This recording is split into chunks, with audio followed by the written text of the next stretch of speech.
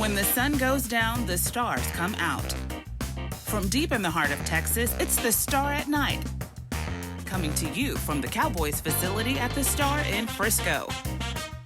With your hosts, Kelsey Charles and David Hellman.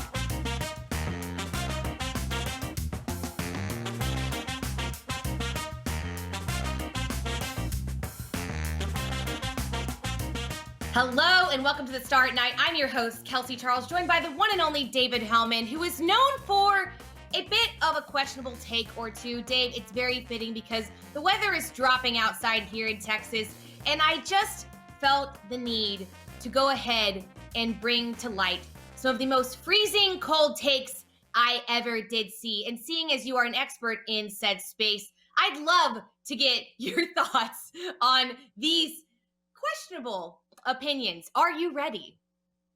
I want to argue with you and stand up for my honor, but I picked the Dallas Cowboys to win 11 games this year. So yeah, roast me. Let's go. Let's do it. Taken. All right. Well, you're in good company, so don't worry. Because first up is the one and only Peter King. Peter King, beginning of this season, had the Dallas Cowboys as the number one seed in the NFC. Apparently, that's not going to be the case this year, David. What are your thoughts on said take? My guy PK not only had the Cowboys as the number one seed in the NFC, he had the Minnesota Vikings winning the NFC North over the Green Bay Packers. So basically saying what a lot of us thought, which is that this Cowboys-Vikings matchup would be a playoff preview, has not worked out that way. I guess both teams are technically still alive, but Peter King, this is why we don't get worked up about the schedule in May. You never know what's going to happen. So Kirk Cousins would like to ask if you like that. Doing here. I see what you're doing here with the jacket. So the Vikings age had something to say about their thoughts on the man at the helm of this offensive side of the team. They were quoted as making the argument back in June that as it stands today, between Kirk Cousins and Aaron Rodgers, the Vikings quarterback is currently the better option. Dave, what are your thoughts on this take? I've said a lot of stupid stuff, and I've had a lot of cold takes, but hey, I didn't know Dak Prescott was going to get hurt. I didn't know what was facing the Cowboys this year. You know what I did know? I did know that Kirk Cousins never has been and never will be as good as Aaron Rodgers. So, I mean, there's cold and then there's cold. You know what I mean? Yeah, and speaking of cold, it's getting real chilly in here because my favorite topic of conversation is coming up next. Dave, I'm sure you love hearing this one because Dak Prescott, the man gets no respect.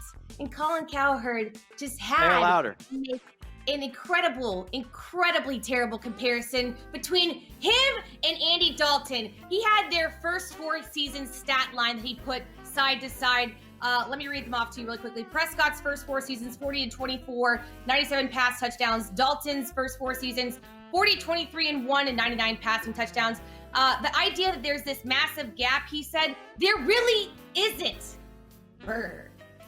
Oh, yeah, Burr. How about we throw Tony Dungy in there too for having the audacity to say it might be a blessing in disguise that Dak Prescott broke his ankle. Hey, Colin, Tony, half the Cowboys fan base wants Garrett Gilbert to start against Minnesota. How's that for your cold take? Yeah, safe to say we never thought we'd be here. We really didn't. But now that we're good and depressed about where the season has gone, not to mention the state of American sports media, let's try to cheer this thing up a little bit. So when Kelsey and I get back, maybe we'll have fewer layers, and we've got a really fun game that we can play with y'all right after this. Hey there, everybody. Kyle Yeomans here with DallasCowboys.com, and I encourage all of you Cowboys fans out there to check out Talking Cowboys. The podcast is every week live on the website and on all social platforms at 9:30 every weekday morning. We've got myself alongside Isaiah Stanback, who's actually won one of those during his playing career as a former Dallas Cowboy. He won it with the Giants, but we'll forgive him for that. We've also got Heckma Harrison along with Dallas Cowboys insider Rob Phillips. It's a ton of fun every weekday morning at 9:30. Check it out on DallasCowboys.com.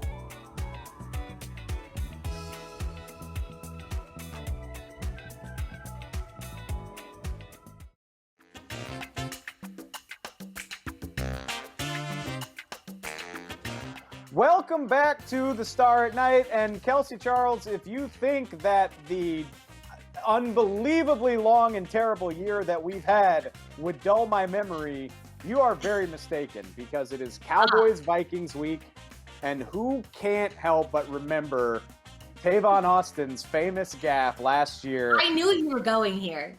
Calling for the fair catch when he had a chance at a big punt return. Helped contribute to the Cowboys' loss to the Vikings last year. Ask me if I'm over it. Ask me. This is so petty. I love it so much. Let's go. I am petty, and I'm not over it. That's why instead of buy or sell, today we're going to play fair catch or no fair catch. I'm going to ask you some questions. You're going to tell me if you wave off the coverage or if you take that bad boy and head to the house, okay? All right, I'm ready. All right, so right off the bat, very topical. Cheeto Awuzie on his way back from injured reserve. First game since week 2. Will his presence make a difference for the Cowboys secondary? Yeah, I'm totally running with this one. Are you kidding me? A starter in the defensive lineup again? That's so necessary. I'll take one just in general on the defensive side of the ball, let alone in the secondary, especially with Diggs falling. We're going to be gone from him for a few weeks. I want all the help we can get, especially if it comes from a vet. So, yeah, I'm running with this one, Dave. I am all aboard the Cheeto train. You said yourself, Trayvon Diggs is out, right? He broke his foot. He's not playing. It's patchwork. Yeah, it's so patchwork. that's a fair catch for your boy Dave. No. All right, No. we've beaten it into the ground, but I don't care. The quarterback position. A lot of people want to see Garrett Gilbert. The Cowboys are leaning toward Andy Dalton. Are the Cowboys making a mistake starting Andy Dalton over Garrett Gilbert? No, fair catch, y'all. No, there is no mistake being made here. I'm so pumped for Gary G and what he was able to pull together last week. That was going to be such a story if he could have just gotten the victory, but he didn't. And at the end of the day, Andy Dalton is a seasoned vet who's been not only starting in tons of NFL games, but gone to the playoffs. He gives you the best chance to win. Now, if he doesn't perform up to standards, that's going to be a different topic of conversation. But as it stands today, I'm fair catching the heck out of this one. Andy Dalton is my guy this week. Thank you very much. Are you about to catch that, or are you just about to muff that entirely? I feel like you're going to muff that if I'm just being totally frank with you. I probably would muff it in real life, but I'm fair catching it with you. Andy Dalton is the right choice. All right, let's finish this thing up with something that we both feel passionately about. Twitter, which introduced a new feature called Fleets today, which is basically just Instagram stories. Are we fair catching this? Like, does Twitter need a story feature, or are we all just wasting our time? How do we feel? Listen, I have never felt more 30 in my entire life. The amount of changes these social media platforms are making, I can't even keep up with it. I'm about to call some high schooler and ask them how to fix my phone. It's embarrassing. Fair catch, please, because I literally don't know what's going on anymore or how to use any and all the things. So I'm over it. Fleet, I think that's what you call it. Stop the madness. I'm done. Listen, I know us, and all I know for sure is that as dumb as we might think it is today, we will both be using it a lot within the next month. So I'm taking that bad boy, and I'm going to the house. Before we can do that, though, we're going to finish up our round table with the cast of Good Morning Football. We got Nate Burleson up after the break.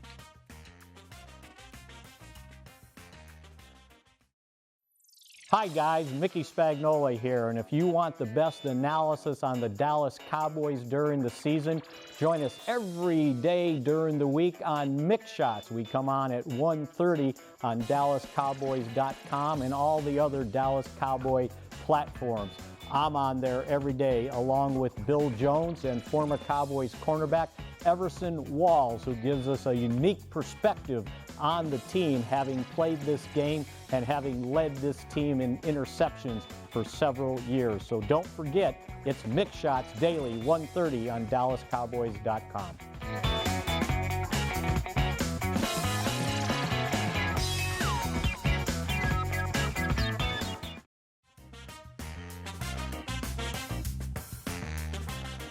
This segment is brought to you by the Dallas Morning News.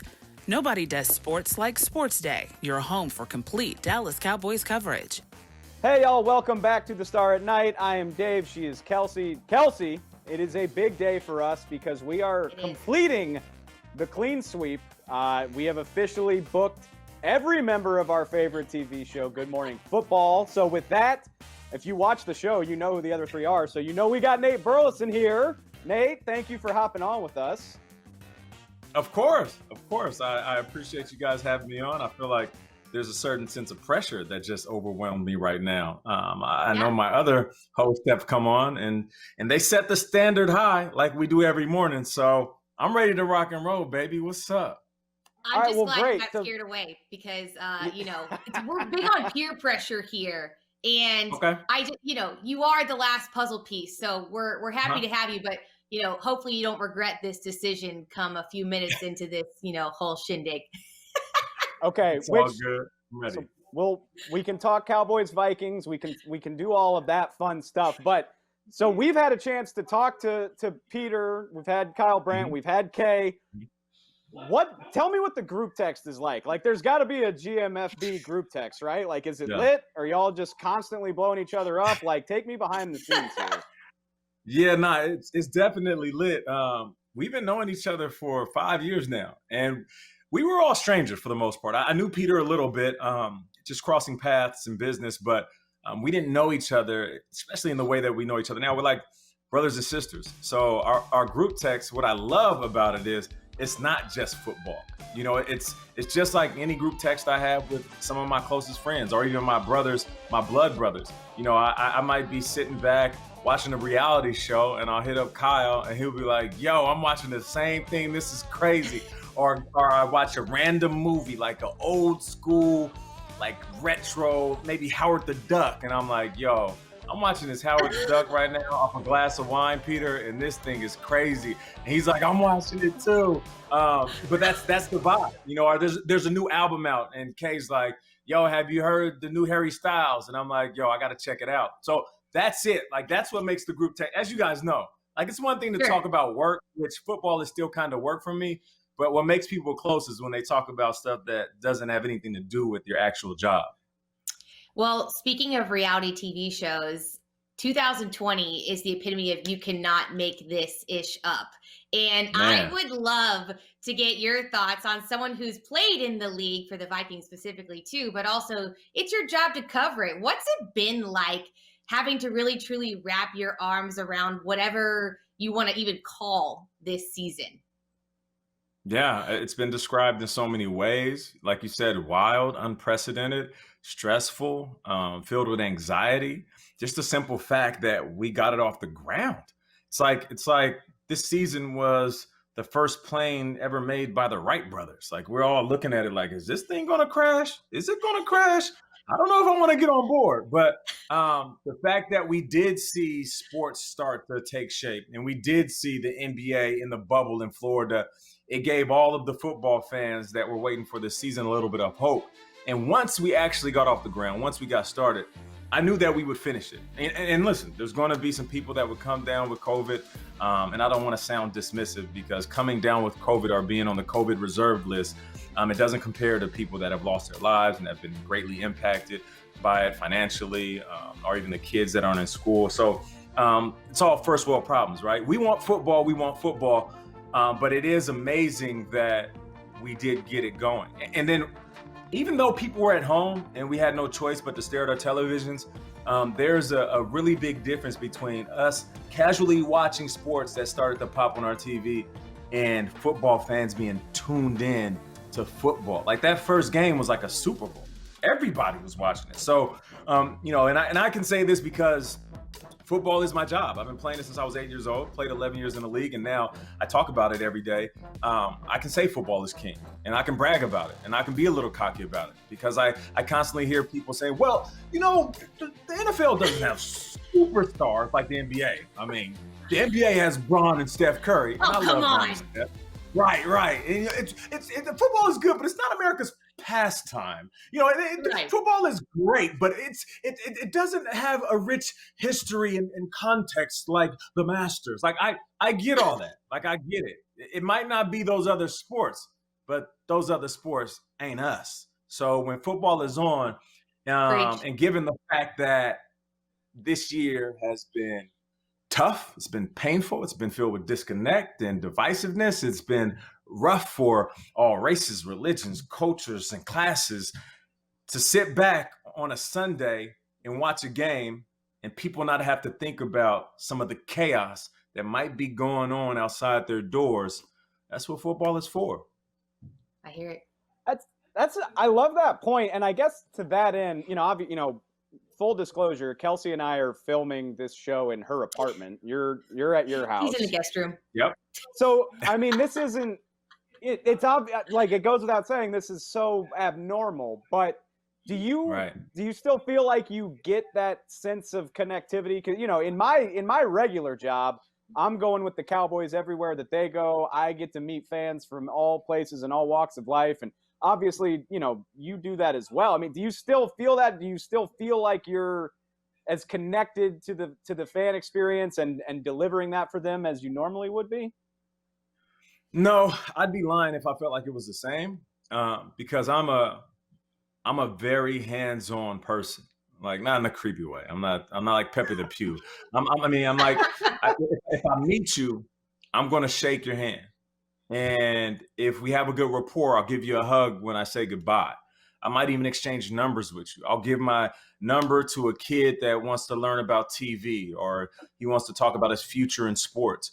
Like, I'm that dude. I'm an in-person individual. That's how my whole family is. So I really do miss that part. I miss being able to see people face to face and somebody stopping me and saying, and I got to finish it, Nate? And they're like, yeah, that's what I was talking about. Are you sure? You weren't going to say Tyrod Taylor or like Steve Urkel or something? Like, you weren't gonna, I get everything. So, but I love that. And it drives my wife crazy a little bit, because I'll stop and talk to anybody. But just the simple fact that somebody can make eye contact, and I know in the back of their mind, the wheels are turning and they're just like, man, I want to talk to that dude. I've seen him before. I know who that guy is. And forget about it. If it's a kid that musters up the courage to come over and say, hey, Mr. Burleson, how you doing? I would never, ever, ever turn that kid away without everything he wanted in that moment. A hug, an autograph, a picture, just so he can take that moment and walk away and be like, I met somebody I thought was cool, and he was cool. So this is good, the virtual experience, because it shifted the way that we're also going to have to move forward in business. I think there's a lot of industries that are really starting to revamp how they go about office space and being financially responsible with how they spend money. But all in all, not being able to be out there amongst the people, because that's what I am, just one of the folks, that's the toughest part. So I want to dive into the game a little bit with you. And Okay. You spent some time under Scott Linehan's regime. I'd love to get your thoughts on his protege here in Dallas, Kellen Moore, and what he's planning on bringing up to your former team this upcoming weekend. Where's your head at with this matchup? Because we all know the struggles all too well that Dallas is facing. Minnesota, I mean, they're not as bad. It seems like they've, for lack of a better way of saying it, like let Dalvin cook. So they've got a good thing going, it seems. Maybe not excellent, but what do you think is going to go down this weekend? Well, one, you got to give credit to Minnesota for rattling off some victories. I mentioned it a few days ago on the show that Minnesota Vikings are playing as well as any team right now. Too bad the season started 2 months ago. But listen, if you're mathematically in it and you're not booking your vacations, you still have an opportunity. And they are playing well. Defensively, they'll harass you. They'll get after you. You saw what they did to the Bears. Offensively, when Kirk Cousins is cooking and doing his thing, they have everything they need. Wide receiver play is there. Adam Thielen is going to run routes to get open. Justin Jefferson is showing up as a rookie and proving that he can be a superstar. Dalvin Cook, like you said, is cooking. So it's going to be tough. It's going to be tough for the Cowboys. I will say this, as it pertains to Kellen Moore, one, he's the coolest cat in the room. Like, he's quiet, real reserved. If you didn't know him, you'd be like, who let that librarian in here? What? Fair. Hey, who is Very that? fair. That's my guy. Yes. That's my guy. And I used to teach, we played together. So when he came from Boise State, one, we talked a lot of trash because I went to Nevada, Reno. So, and I knew he got the upper hand on us, and we beat him one time, I believe, in his little regime. But he was this superstar, Kelly Moore, walking in. You know, he got all the wins, and he's quiet. And I'm like, don't give me that quiet stuff. I know you cocky behind that, like that baby face. Just because you look like Macaulay Culkin don't mean that you are innocent. So, but Kellen Moore, that's my dog. One thing I'll say, because I think how he played, it helps him as an offense coordinator. I've always said, and this is no joke, Kellen Moore has, he had some of the best anticipation as a thrower. Maybe it was due to, him not being that 6'6" statuesque quarterback, but I remember running a route, looking at him crossing the field, and him throwing this ball to where I was going to be. And up till that point, I don't believe I had a quarterback throw a ball that early. So for him to see me, know where I was going, break down the defense, understand where the gap is going to be, and throw it there before I even thought he should throw it, and then fall underneath it in stride, I always thought he threw the ball with great anticipation. Great, keyword great. And I think that's what makes him good as an offense coordinator, because you have to anticipate. Like, that's all it is, especially given the circumstances that the Cowboys are in. That goes down, Andy goes down, DiNucci, then you get Gilbert. Like, you have to anticipate not only how your quarterback, the next quarterback, is going to play, but how he fits in with the wide receivers and tight ends and running backs and offensive line on the roster.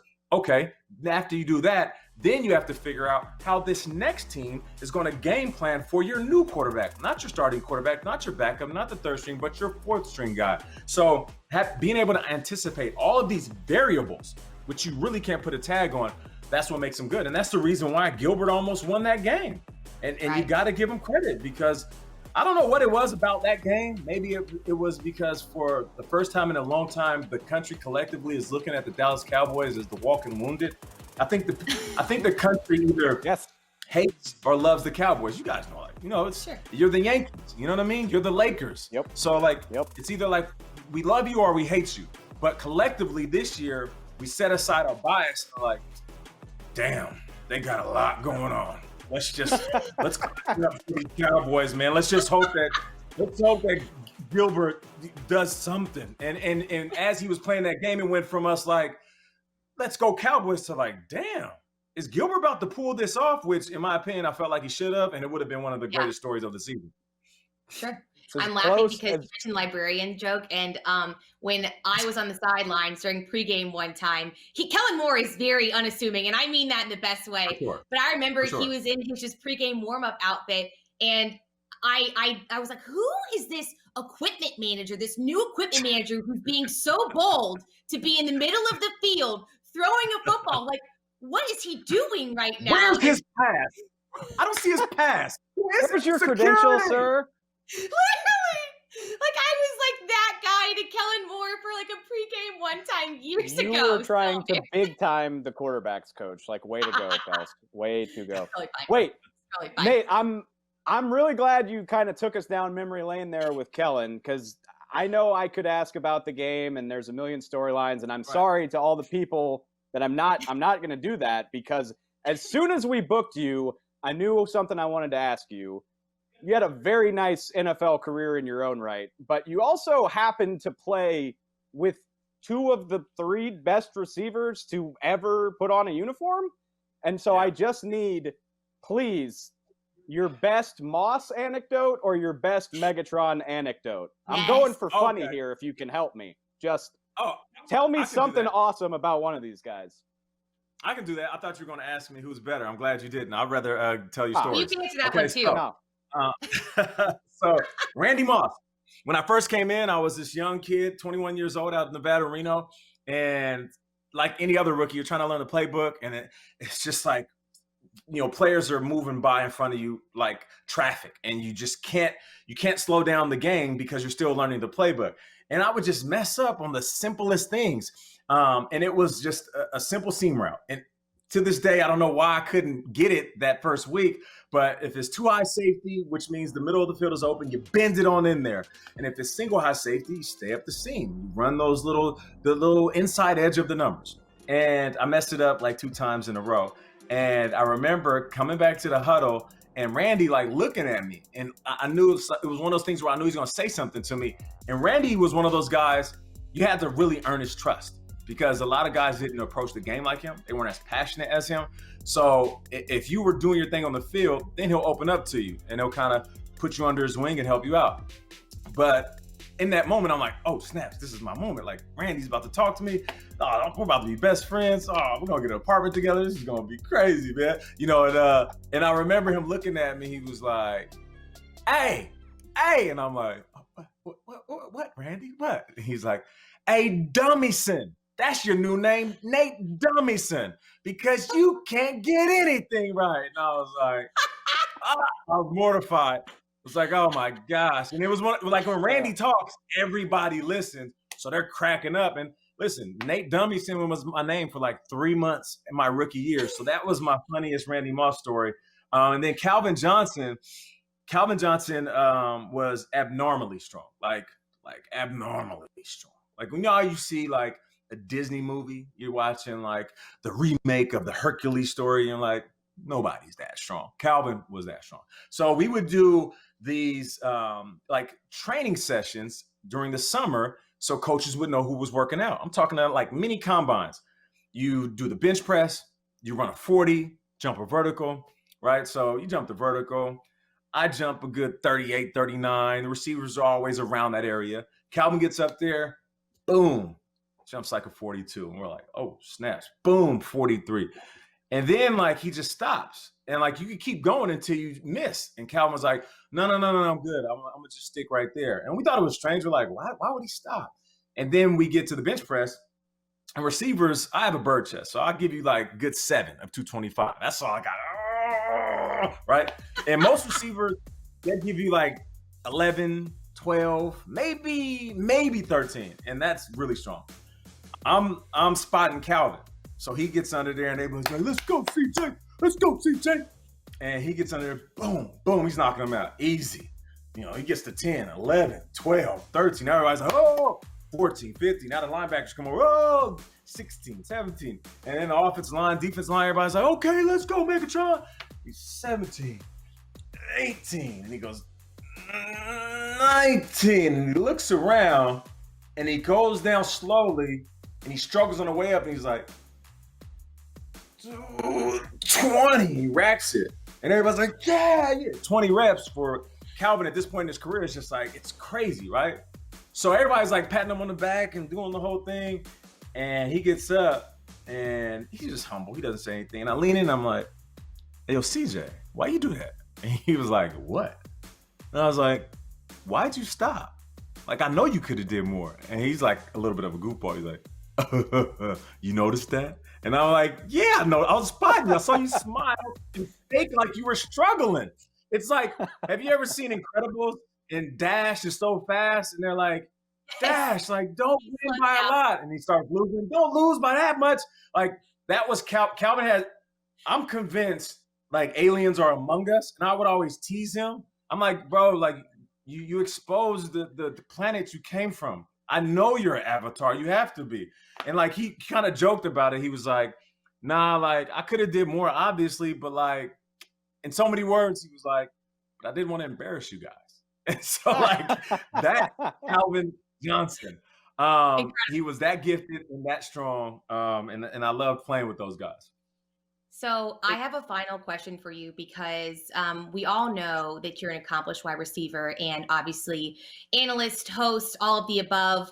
So therefore, I have to assume you live for a bit of a challenge, adrenaline rush, but many may not know you are actually an accomplished rapper as well. You made your way onto a track with Wisdom featuring Wu-Tang Clan. So I just had to ask, I'm not sure if you're quite in the freestyling mode right now. But if you wanted to go ahead and give us some lyrics to describe this Dallas Cowboys team and this season, where would you go?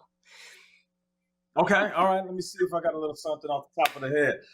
Okay. We want bars. That was quite the challenge. The bars at night. Yeah.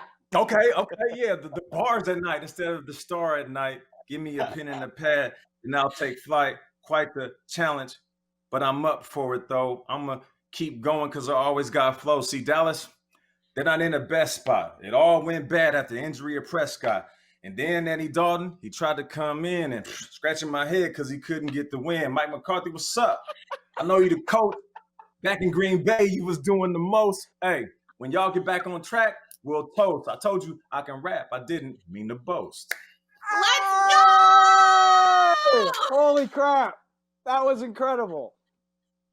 I love you. I love you. That's, you know, I'm not blowing smoke, but that tops all of our moments with all of your co-hosts easily. Yeah, I mean, sorry, they were guys. great I too. appreciate it. You They put were the great pressure too, on. but that was not. For anything. You thrived under the pressure. Nate, thank you so much for joining us, man. We had a blast. And as soon as I'm done digesting that bit of excellence right there, Kelsey and I will be right back after this. What's up, guys? I'm Ember Garcia and just want to invite you to check out Cowboys Break every day at 11:30 a.m. You got the boss man Derek Eagleton. You got Nick Eman with the storytelling If These Walls Could Talk. You got David Hellman, our local LSU homer and eyebrow rubber.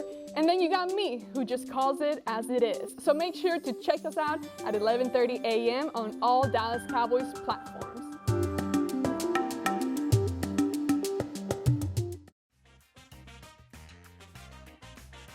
All right, Dave. So I know I started off the show with some freezing cold takes. So I figured I would close this out with something warm and fuzzy. Dallas Cowboys participated in their annual donation of a pre-Thanksgiving dinner. You had the likes of Charles Haley, Darren Woodson, and Tony Casillas donating lots of Thanksgiving food from Albertsons and Tom Thumb to Salvation Army here in Dallas. You just love to see all these guys doing the most good. Just another case of the Rona taking something else away from us, honestly. I mean, it's great. It's great that these former Cowboys were able to do that, but typically it's the actual team. And it's one of the more rewarding experiences every year, seeing guys like Dak deliver meal to these thrilled people. So glad they were able to do something, but hopefully it can go back to normal sooner rather than later. Yep, little victories is what we have to take this year. Guys, thanks for hanging out with us today. We really appreciate you tuning in. For David Hellman, I'm Kelsey Charles. This has been another edition of The Star at Night, and we will see you guys next week.